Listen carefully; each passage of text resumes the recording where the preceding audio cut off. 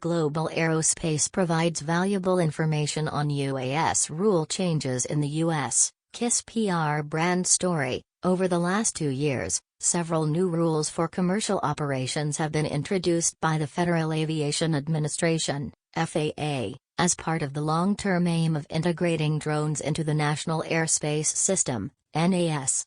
The changes center around the authorization of some limited small unmanned aircraft system, SUAS, flights over people and at night without a waiver, and the introduction of remote identification, remote ID.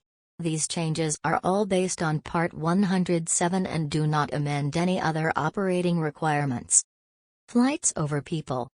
While the opportunity to fly over people is one of the things that many in the industry see as unlocking a broader range of utility, it is important to note that what has been granted in the rule change is very restrictive. In reality, it doesn't provide a significant opportunity for additional flight profiles. Any drone that does not conform with one of the categories discussed here is still not allowed to perform any type of flight over people, even in transit. The rule for flights over people divides drones into 4 categories. The most permissive, Category 1, permits UAS with a total weight of 0.55 pounds or less with no exposed rotating parts that could lacerate human skin to operate over people. The requirements for sustained flight over open-air assemblies under Category 1 are expanded further by requiring the operation to be compliant with the remote ID rule, more on which later. There are some drone systems that would fall below the Category 1 weight limit, but the question of their ability to lacerate human skin is neither clearly defined by the FAA nor addressed by most manufacturers. While the weight alone might make the drone compliant, it is up to the operator to demonstrate full compliance. Categories 2 and 3 are performance-based, where the operator, or the OEM on their behalf, represents to the FAA that the drone can operate safely over people. As of January 2023, only one manufacturer, AgEagle, has obtained blanket approval under Category 3 for certain models of their EB, a lightweight, fixed-wing aircraft. Categories 2 and 3 differ in 2 respects.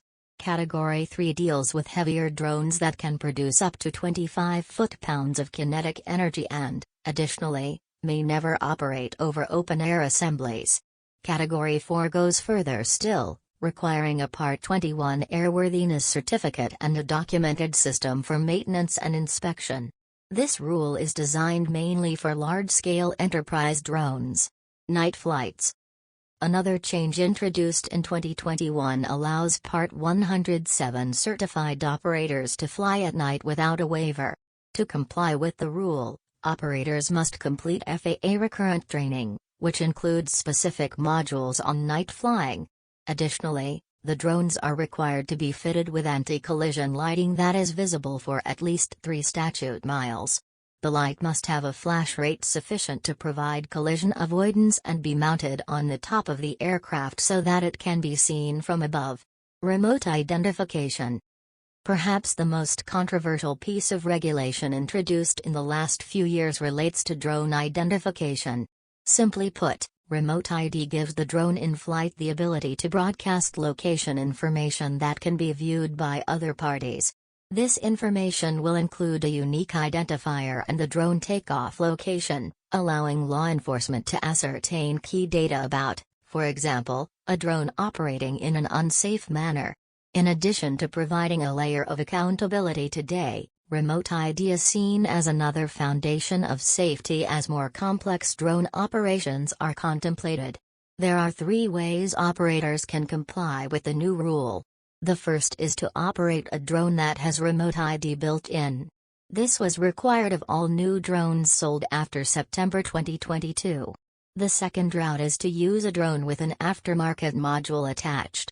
All drones operated after September 16, 2030, will be required to be remote ID capable, so operators must stay tuned for available software updates that would create compliance or plan to add a module to their drones.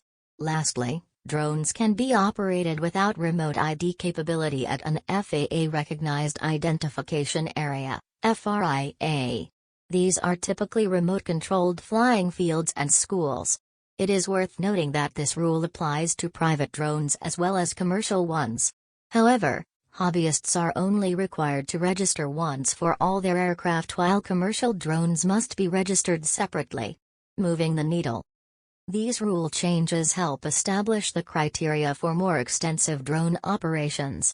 While many operators want to see broad expansion of the rules, the FAA has continued to take a cautious, risk-based approach to writing regulations. Small commercial drones have become safer and easier to fly. This, combined with the drone community's ability to self-govern and fly responsibly, will help create the environment for a broader range of flight profiles. About Global Aerospace. Global Aerospace is a leading provider of aircraft insurance and risk management solutions for the aviation and aerospace industries. Our over 95 years of aviation insurance experience enable us to develop customized insurance programs structured around the needs of our clients. Recognized for our industry-leading customer service, we serve as a trusted partner to a diverse range of aviation businesses and their insurance producers.